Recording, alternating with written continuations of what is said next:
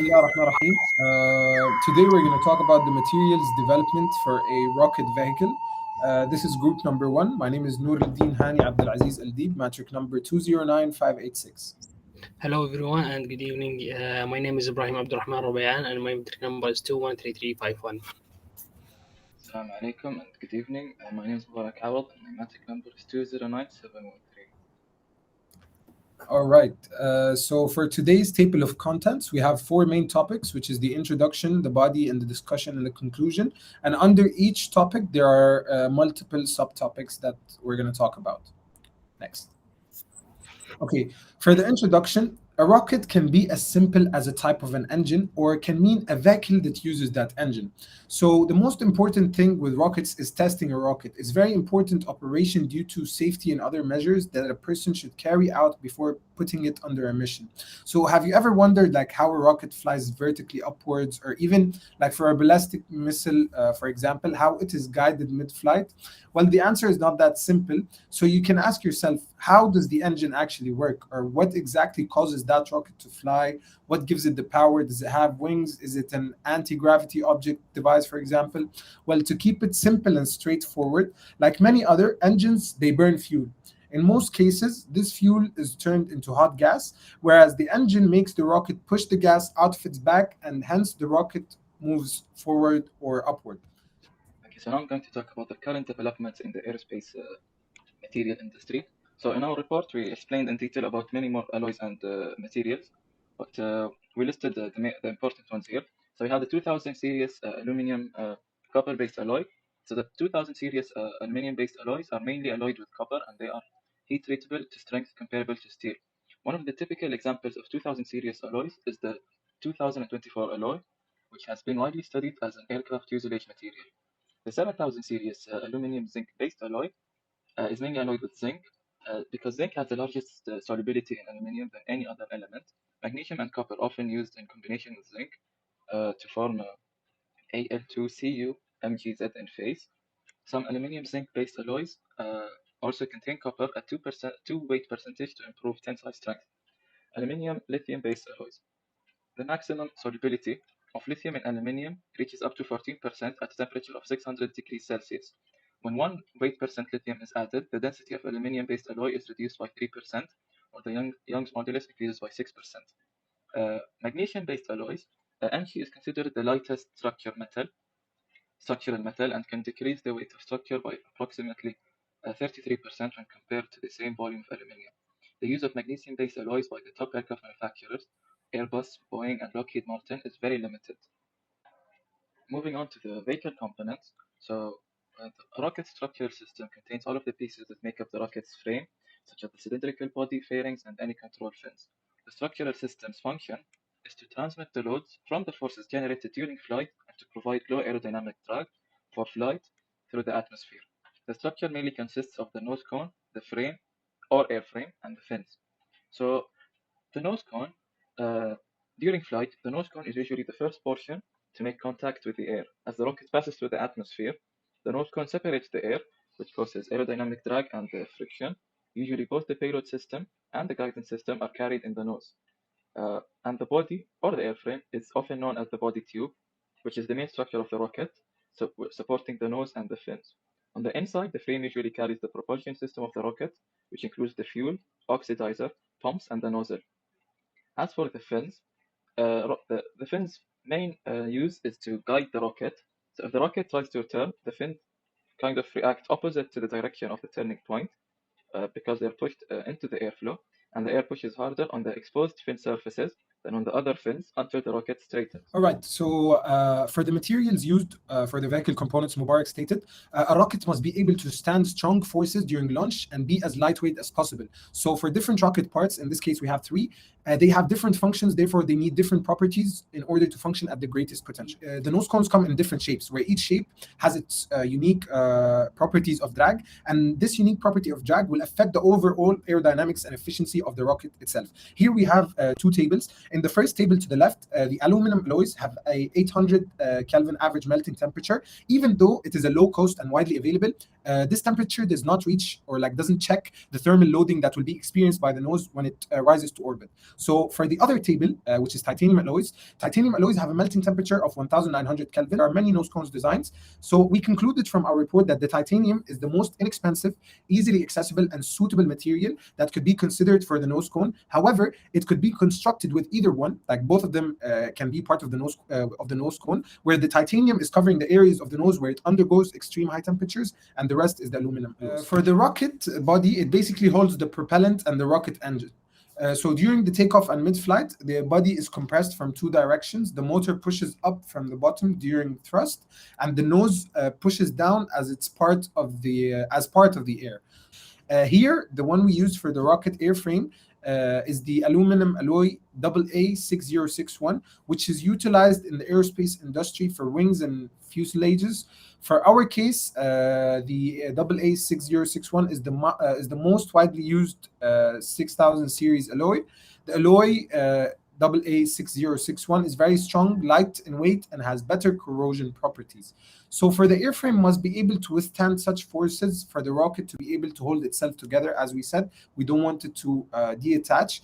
Aluminum melts, however, at high re-entry temperature. So since our rocket needs to come back to Earth, because the payload can either be human or like anything that needs to come back to Earth, basically. So the heat shield tiles are made up of silica fibers, since they are great insulators, and to increase their effectiveness, they are coated with glass. Fins provide basically the rocket guidance. They are usually the most critical part of a rocket because failure changes during powered flight is very high. Because they have air flowing around them. So by making the fin more lightweight, this allows more payloads to be carried or less fuel to be consumed. Fins fail because two reasons. Mainly they flutter away from each other, or can simply detach from the rocket because they are not properly attached. Anyways, in both cases, the failure would doom the entire flight, as the guidance system now is unbalanced, and therefore there is less air resistance near the tail once the fin is no longer present. So therefore, due to less air resistance with thin fins, rigid materials are used to provide stiffness with minimum thickness. So our fin here is consisted of four parts. The first one is the sheet metal and the frame. They are made from aluminum 6061 alloy, and the fin core consists of Nomex paper in honeycomb structure, which is the brown part. The leading edge consists of stainless steel, and the core material is bonded due to adhesion to the frame of the metal from both sides. So I'm going to talk about the purpose of change and improvement of the rocket. There is many reasons of our use of the prototype rocket instead of the basic rocket, and the most important reason is that it is quick to launch because it's have a lightweight, which is helped by the materials used in the rocket. And the prototype rocket maybe cost much higher than the basic rocket because of the materials, and but this has an advantage such as make sure after using the prototype rocket that the materials can be recycled and that it's going to help the environmental and going to be friendly. And the third point is the operational capacity for the prototype rocket in terms of fuel and gas issue related to the launch in terms of fuel and issues related to the launch is less than the basic rocket in the terms of gas and oils, and that because of the light materials design and the design to make sure the rocket have the best airflow. All right, for the materials properties, we made like a table for each properties, the physical, mechanical, and thermal for each material we used. For the titanium alloys, we used the TI-6AL-4V, which is an attractive lightweight material for spacecraft structures. It has a density of 4.43 G/cc. This is because it provides an excellent combination of high strength, low density, high modulus, low coefficient of thermal expansion, and higher operation temperature than aluminum alloys. As you guys can see here in the tables, for the physical, it shows the thermal conductivity, specific heat, electrical conductivity, and the fracture toughness. And for the mechanical, it has the tensile strength, yield, the ultimate end yield, and the elongation of break and the modulus of elasticity. And for the thermal properties, we have the melting point, the solidus and the liquidus, and the beta trances for the titanium alloys. The AA6061, it has a density of 0.0975 pounds per inch cubed. The aluminum alloy plate is a precipitation hardened aluminum alloy containing magnesium and silicon.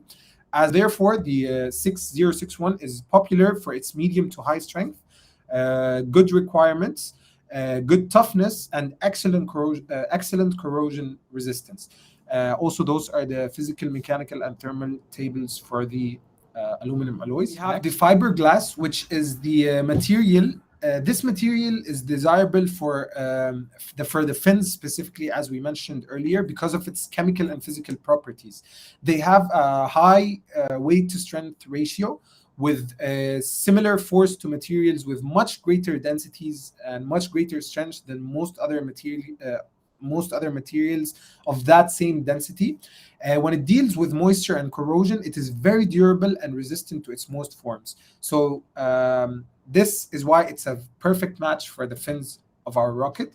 And also, here are the physical, mechanical, and thermal properties of the fiberglass. For the impact on society of the rocket, so we have two major impacts, which is one of them is the cutting edge technologies and inventions that will be developed or are already developed by engineers in the space sector in general, as we can't really give credit to this rocket only for its impact on society, as space travel as a whole has a very positive impact on society.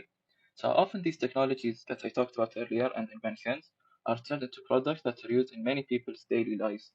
The other impact is that space exploration and missions can be the fuel to children's curiosity and imagination. Role models like engineers, astronauts, and pilots inspire children and adults alike to dream and to always try their best to achieve their goals and make those dreams a reality. One major disadvantage of this rocket is that rocket suit settles in the upper stratosphere where it absorbs sunlight.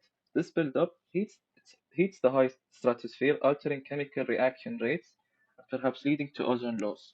So this was the major disadvantage or major negative impact on the environment.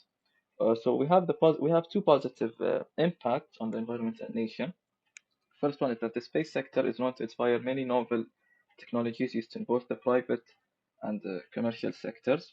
Some of these technologies that have made their way to our day-to-day lives, such as revitalization, water recovery, and waste management systems. Uh, Adding on, frequent space exploration and travels into new frontiers are predicted to result in even more efficient and sustainable systems. This means that more rigorous and long-term space missions, including visits to Mars, have the potential to lead to the creation of alternative energy technologies. So the aim of this proposal was to determine the best materials and the manufacturing process for the rocket vehicle for the space exploration mission. So in our case, selecting materials is a very critical design decision, which has a profound influence on the entire development program for rockets. Improvements in structural performance are thus still possible and in fact probably required for further or like future missions. The maximum payoff and the enabling technology is advancements in materials that have high specific strength and stiffness, and the thermal properties compatible with use in hot or cold environments applications. In conclusion, basically the materials developed for a rocket vehicle or any vehicle you choose really depend on the kind of rocket or vehicle you want to build and its application or mission.